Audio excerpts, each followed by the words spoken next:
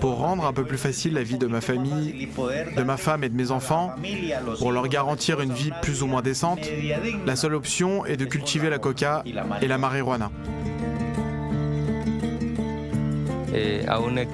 Je peux faire pousser jusqu'à 10 000 pieds de coca sur 1 hectare parce qu'ils poussent proches les uns des autres.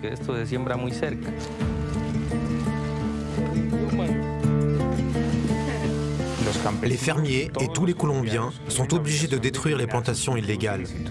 La culture de la coca est interdite en Colombie. Ils ont mené toute une campagne militaire contre les fermiers. Ils ont envoyé l'armée avec des fusils et des matraques pour déraciner la coca que nous plantons. En ce qui nous concerne, nous tirons le minimum du commerce de la coca. Ce n'est pas nous qui nous enrichissons en vendant de la drogue, mais d'autres. Et pourtant, la politique de poursuite ne vise que nous, les paysans pauvres, qui cultivons la coca pour survivre.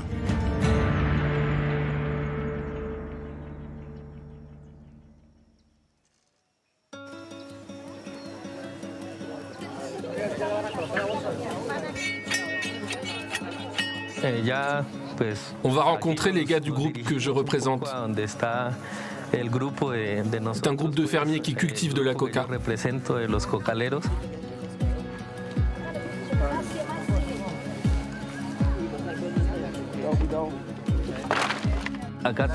Encore une délégation.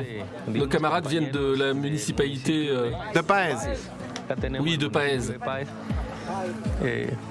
Un bon groupe. Nous sommes en train de reprendre des forces. Nous nous reposons un peu. Nous préparons à manger ici, c'est notre cuisine de camp improvisée. Nous avons ramassé du bois pour se chauffer, continuer à vivre et à se battre.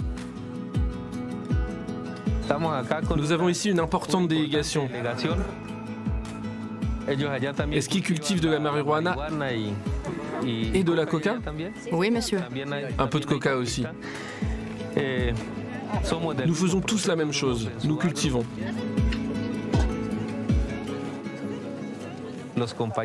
Nos camarades sont de bonne humeur parce qu'ils ont cuisiné de la viande aujourd'hui.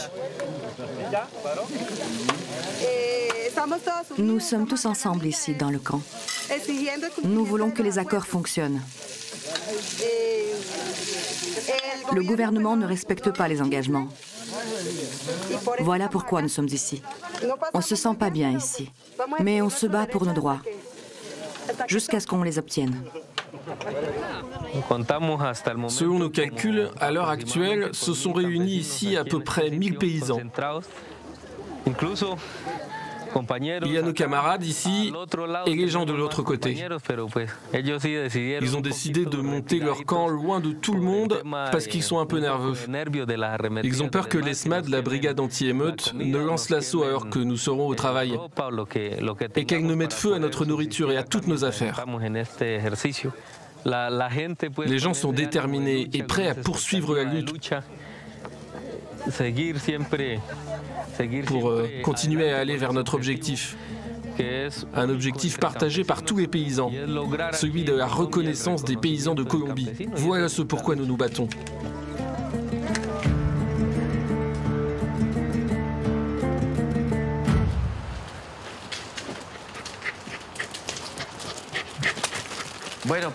Je suis né en 1981. J'ai 37 ans. J'ai grandi dans une région productrice de coca. Ma famille cultivait des feuilles de coca. L'argent que nous gagnions en vendant ces feuilles de coca servait à couvrir les besoins essentiels de ma famille et moi-même, comme les dépenses de santé. Nous allions chercher de la coca à la ferme de mon père et nous travaillions ensuite chez les voisins. C'était un cycle, un circuit permanent. Nous allions de ferme en ferme pour cueillir de la coca. Toutes les familles vivaient comme ça. Quand je n'avais pas d'argent pour subvenir aux besoins de ma famille, j'allais voir un homme qui achetait de la coca. Je lui disais que la récolte était prévue 15 jours plus tard et lui demandais de me prêter de l'argent. Il me donnait l'argent et j'achetais de la nourriture ou ce dont j'avais besoin. Une fois la récolte terminée, je lui donnais la coca.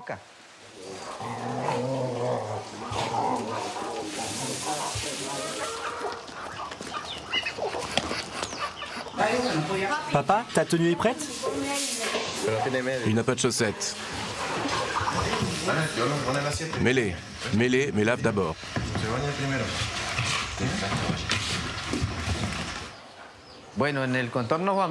Concernant ma famille, j'ai une femme et 3 enfants. L'un a 16 ans, l'autre 10 ans et la fille a 6 ans. L'aîné veut devenir chanteur et danseur. Et le second veut être footballeur. Il aime le football. Ma plus jeune veut être médecin, c'est ce qu'elle dit. Voilà leurs rêves. Ils font leurs études. Les garçons vont au collège et au lycée, et la fille à l'école primaire. Tu veux du café, chérie? Non. Je veux simplement qu'ils fassent leurs études, qu'ils aillent à l'université. Pour nous, c'est presque impossible. Ici, c'est tout simplement impossible. Je ne veux pas qu'ils aient honte de nous. Je veux qu'ils apprennent un métier qui les aidera à devenir quelqu'un et non de simples esclaves.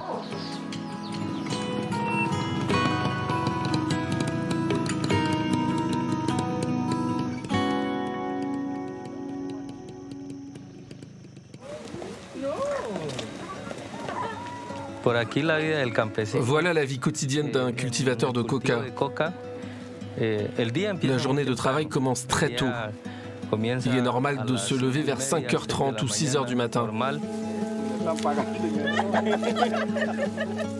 Normalement, les gens travaillent toute la journée jusqu'à 17h environ. D'habitude, en fin de journée, un bon agriculteur a eu le temps de cueillir jusqu'à 150 kilos. Les plantes que vous voyez ici sont de qualité moyenne. Les feuilles sont bonnes, mais les arbustes sont trop grands. Il y a des plantes plus petites dont il est plus facile de cueillir les feuilles. Ceux qui auront des arbustes comme ça ont de la chance. Le lien entre le fermier qui cultive les plantes et le trafiquant de drogue sur le marché de la coca n'est pas fort du tout. Je ne suis pas un dealer, je ne travaille pour aucun cartel. Je cultive la coca pour survivre. Elle ne m'enrichit pas. Vous ne verrez jamais un trafiquant de drogue vivre dans nos conditions. Vous ne verrez jamais ça. Vous ne verrez jamais un trafiquant de drogue, comme on dit, parcourir les routes dans des chaussures comme les nôtres. Pour moi, nos situations sont incomparables.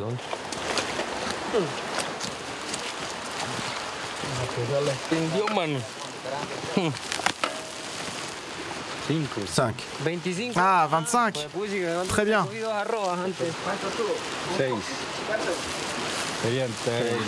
32.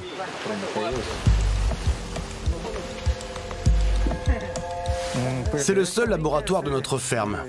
Mais d'autres fermes ont des laboratoires comme celui-ci. Alors peut-être pas à la ferme même, bien sûr, mais à proximité pour ne pas avoir à l'expédier trop loin et pouvoir le traiter sur place pour éviter d'avoir à le transporter à dos d'âne sur de longues distances.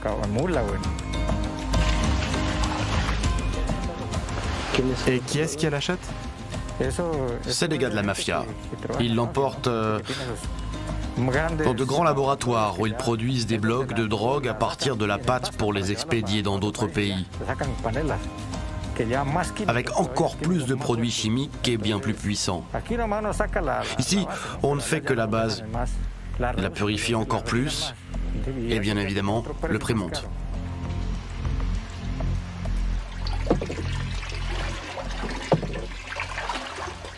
Personne ne veut faire ça, bien sûr. Mais les circonstances nous y obligent.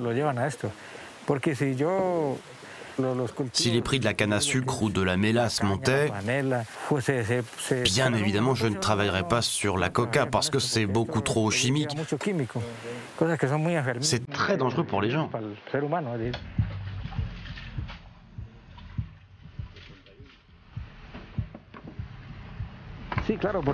Oui, j'ai 3 enfants et il faut les envoyer faire leurs études à Popayán. Quelques-uns y font d'ailleurs leurs études. Mais si je ne travaillais pas ici, je n'aurais pas pu payer leur scolarité. Ils sont étudiants dans une université privée. L'un est dentiste, l'autre est ingénieur en électronique. Et ça coûte cher. On fait ça parce qu'on doit le faire, pas parce qu'on en aurait envie.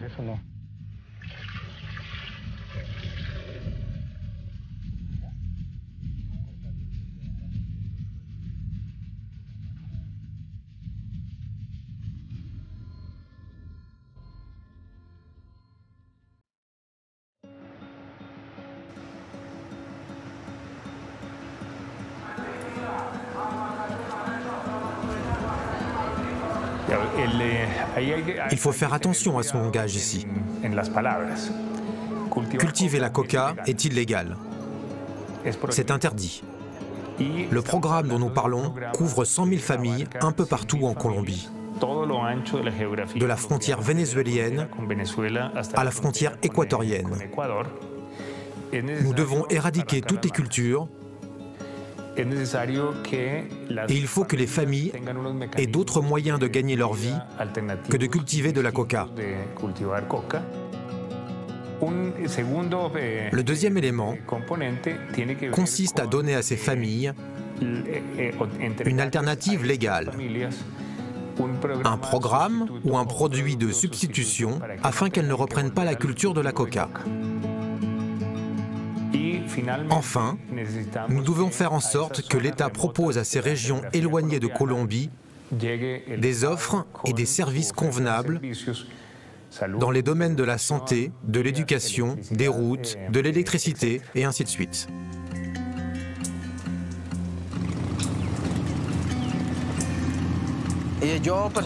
J'ai reçu des menaces téléphoniques. Arrête de travailler sur le processus de paix. Arrête de travailler sur le programme de substitution des cultures. Nous avons dû quitter notre ferme où nous vivions depuis 17 ans. Nous avons tout laissé pour sauver nos vies. Il faisait nuit. Soudain, nous avons vu 3 personnes vêtues de noir avec des bottes en caoutchouc et des armes. Ma femme s'est approchée de la fenêtre et s'est retrouvée face à face avec l'un d'eux. Il était juste devant elle. Ma femme a demandé « Qu'est-ce que vous faites? Que faites-vous là ?» L'homme était là, appuyé contre le mur. Il s'appuyait comme ça, sur le mur. Elle a dit « Ne sors pas, c'est dangereux. Je ne sais pas ce qu'il pourrait te faire. » J'ai fermé la porte et enfermé les enfants. Vers minuit, l'armée est venue, nous leur avions dit que nous étions en danger. Il était déjà minuit, presque 4 heures avaient passé. S'ils nous avaient fait quelque chose, tout aurait été fini au moment où les troupes seraient arrivées. Le processus de paix est en cours, mais nous, les leaders, nous sommes toujours en train de nous faire tuer. Comme pendant le conflit, pendant la guerre. Près de 400 responsables publics ont été assassinés dans tout le pays, hommes et femmes, parce que nous travaillons sur le processus de paix et la substitution des cultures. Ce sont ceux qui tuent ces responsables qui s'enrichissent grâce au trafic de drogue, surtout ceux qui sont chargés des cultures.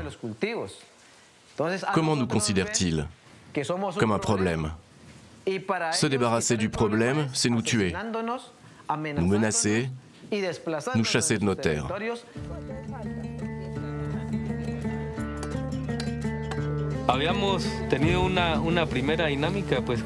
Avant, nous voulions tout résoudre de manière pacifique.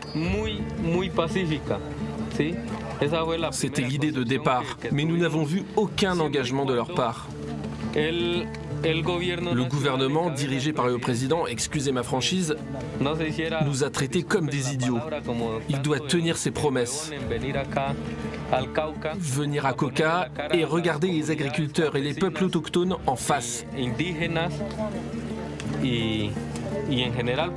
Voir ce qui se passe ici. Nous avons besoin de tout le monde. On ne peut pas se rendre parce que quelqu'un ne peut pas jeter des pierres ou se croit inutile. Non, nous avons besoin de chacun d'entre vous. Nous avons besoin de nous coordonner. Parmi nous, il y a des gens qui aiment être en première ligne, n'est-ce pas? Qui aiment l'adrénaline, qui n'ont pas peur du gaz lacrymogène. D'une manière ou d'une autre, nous sommes tous importants. Nous nous battons pour nous tous.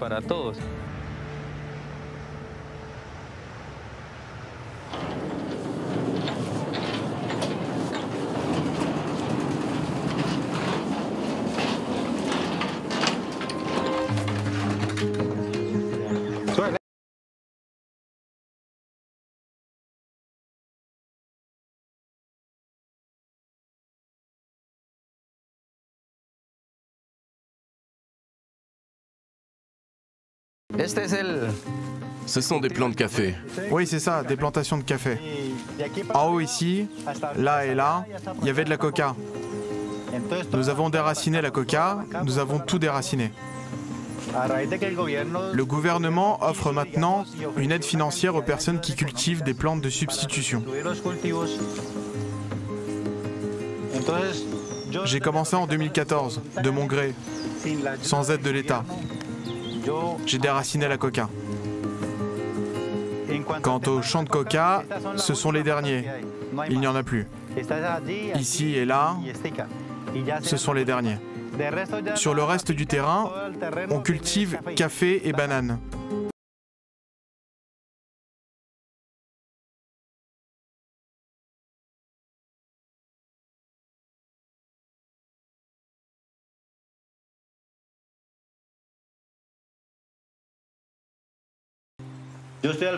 Pendant 5 ans, depuis 2014 et jusqu'à aujourd'hui, j'ai dirigé cette ferme et ça a été dur. Parce que les matières premières coûtent cher et les récoltes se vendent à bas prix. Je cultive du café, des fruits et de la coca. Et l'argent des modestes ventes de la coca me permet de cultiver des plantes qui rapportent moins. Il faut 3 mois pour faire pousser de la marijuana, 3 mois pour de la coca. Pour du café, il faut 9 mois. Les bananes ont besoin de 16 mois. La croissance d'un régime de bananes peut prendre jusqu'à 18 mois. Vous savez, je ne plante pas de coca là parce que j'en ai envie. Mais parce que les circonstances m'obligent à la cultiver. Mais ce n'est pas ce que je veux. Il faut envelopper ici. Faites-le avec de la goyave. La machine ne le coupera pas. C'est bien, n'est-ce pas? Ouais. Regardez comme il est grand. C'est beau, n'est-ce pas? Cette famille cultive de la coca. Mais comme le gouvernement met en place un programme de substitution, ces cultures disparaîtront complètement. Ces plantes ne seront plus cultivées. Tout ce que nous demandons au gouvernement, c'est de respecter l'accord. Ensuite, nous détruirons toute la coca restante.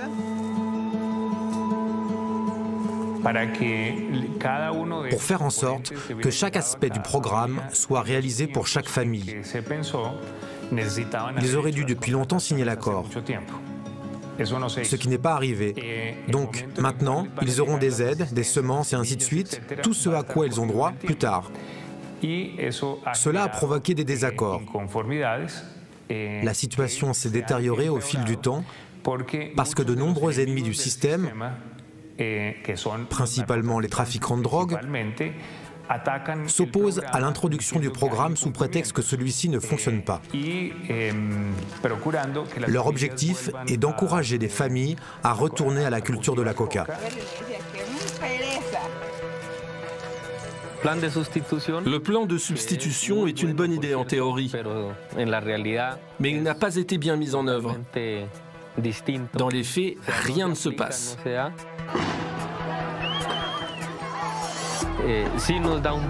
Les autorités ont mis en place une campagne militaire contre nous. Pourquoi je dis ça? Parce qu'ils envoient l'armée avec des fusils et des matraques pour déraciner la coca que nous plantons.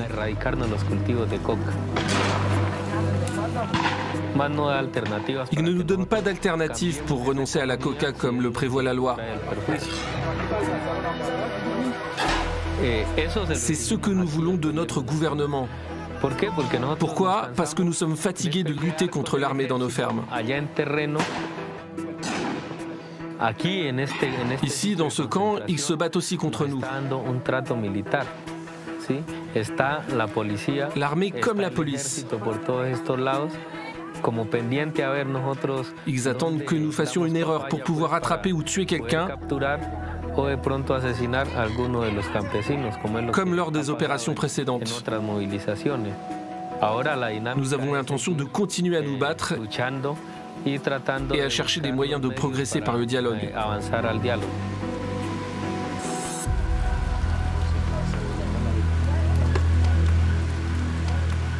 Tu as peur? Parfois oui, mais parfois je pense... J'y pense, et vous savez, j'ai un fils, il n'a que 8 ans. Quand on me menace, je me dis, mon fils pourrait rester seul, sans toi. Et quand j'y pense, je choisis de continuer. Si nous atteignons les objectifs de notre lutte, tout sera pour lui. Un jour, il sera grand.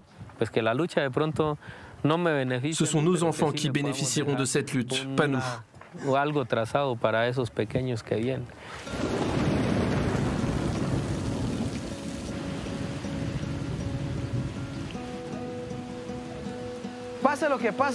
Quoi qu'il arrive, nous sommes déterminés à remplacer la culture de la coca. Si le gouvernement nous laisse tomber, nous trouverons un moyen de soutenir nos familles. Mais nous ne produirons plus de coca. Parce que cela n'a rien amené de bon. Beaucoup de familles ont perdu des enfants à cause de la drogue.